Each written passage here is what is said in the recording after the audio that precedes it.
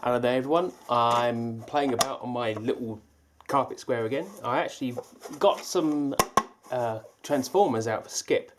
Now, I've had a look online at these, and these are made by Dell, and you can quite clearly see the Dell marks on there. What's really interesting is, and this is what I checked before I got it out the skip, was the power rating. I don't know how close I'm going to be able to get with this. No, it's just gone out of focus, about there. If I point, there's an AC to DC adapter, and the important thing is, where is it? Oh, sorry, I'm looking at the wrong screen. Is it's 12 volt. Oh yeah, 12 volt, 18 amp. So just above the screwdriver. I'm doing this upside down around the wrong way. So yeah, 12 volt, 18 amp. Now, only time will tell whether this little device will put out the full 18 amps. Not that I need 18 amps at 12 volts, but maybe 10, 12 amps would be good at 12 volts. Now, I've had a look online as well. You can pick up these Dell transformers for 10 to 20 pounds. That's just looking on the eBay UK.co.uk site. So I picked up 3 of these from a skip, and they've got this rather funky 8-pin connector on the end. And I have taken one apart and had a look inside. Basically what we've got is like an IEC kettle style connector that you find on most computers. And on the DC side you've got 3 whites, 3 blacks, and a red and a blue, which are small. Now I've taken time so far and split this down and put the the whites and the blacks together, and basically we've got no power coming out of these as it stands. So you can plug the kettle lead in and you get no power whatsoever. Up this end you've actually got a separate like a stranded earth cable. It looks like it's like a braided cable. It's got some sort of screening on it. I don't know whether it's to stop interference. I don't really deal with this sort of stuff on a day-to-day basis, so I just learn through others. So what I tried doing was obviously on this box here you've got 2 large solder points, one there and one just under the foil here, where all the black cables and white cables join. But what I was thinking is most computers have two cores which you tuck together momentarily and it brings the transformer on. Well, not so much luck with this one. So I've had a play around and I'm going to just plug in this transformer.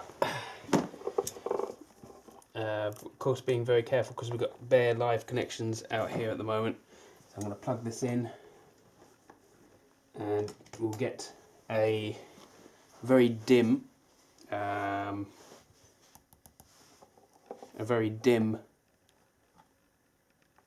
glow on a neon there.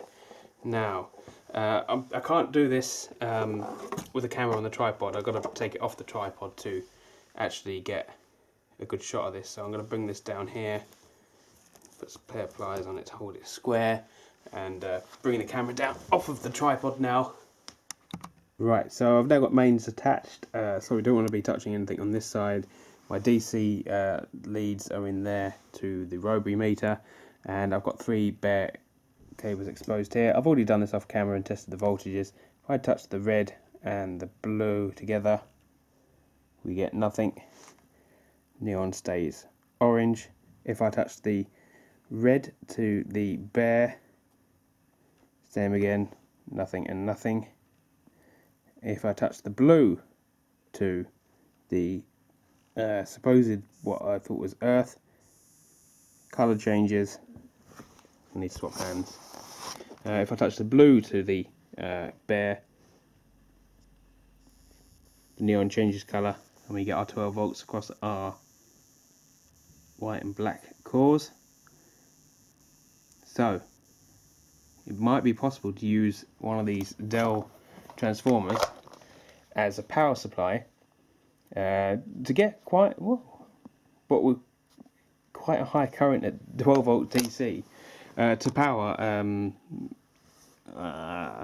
maybe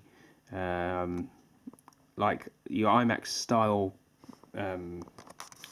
cell chargers, dischargers, and possibly dropping it down even further with a buck converter to 5 volts to give you a 5 volt rail for charging TP4056s.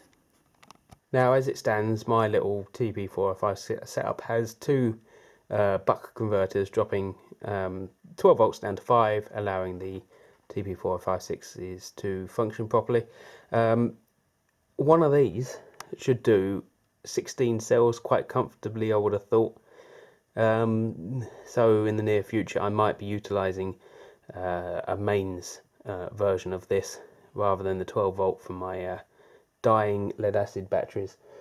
So let me know what you think of that little find. I mean, if you're messing about trying buying switch mode power supplies off eBay, you might, in my personal opinion, I'd probably trust a Dell power supply a bit more than I trust a similar product from China. Yeah, so this is my little skip find today. I had to open up a couple to make sure the water ain't got in because I have no idea how long I've been in the skip. But 12 volt, 18 amp, apparently. If I get... currently I haven't got any more cells to charge and discharge, so I can't put it to the test as of yet. So what I'll do is, once I've got all my kit back up and running again, I will try one of these on charging 16 cells. So yeah, let me know what you think. I mean, it's just an idea to put out there. You might find it a little bit easier to use rather than a mains switch mode power supply. So yeah, thanks for watching. Please subscribe, comment, rate, and I'll see you in my next video. Cheers.